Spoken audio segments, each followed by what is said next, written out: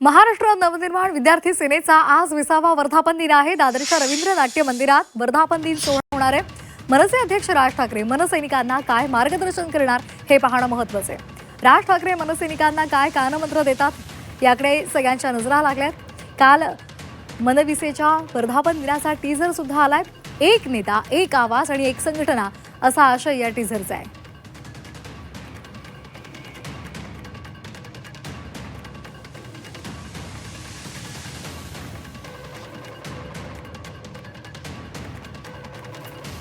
तर या संदर्भात अधिक माहितीसाठी आपण जाणार आहोत आमचे प्रतिनिधी ओम देशमुख यांच्याकडे।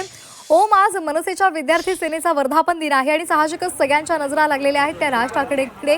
राज ठाकरे काय नेमका कानमंत्र देणार याकडे सगळ्यांचं लक्ष लागलंय। काय नेमकं सध्या घडतंय का अधिक अपडेट्स?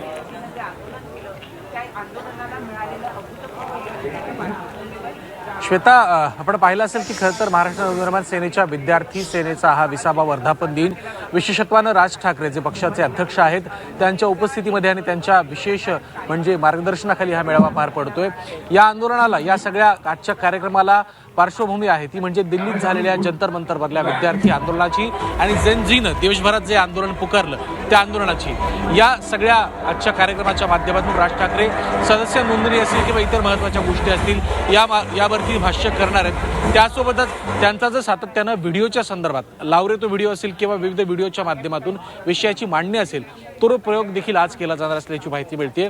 दिल्लीमध्ये विद्यार्थ्यांवरती कशा प्रकारे पोलिसांकडून हल्ले झाले, पोलिसांकडून मुलांवरती अत्याचार करण्यात आले, या सगळ्या गोष्टी सांगण्याचा प्रयत्न कुठेतरी या व्हिडिओच्या माध्यमातून केला जाईल असं मनसेकडनं सांगितलं जातं। मुळात दिल्लीमध्ये पोलिसांनी विद्यार्थ्यांवरती अत्याचार केला असा दावा सातत्यानं मनसेकडनं करण्यात येतो।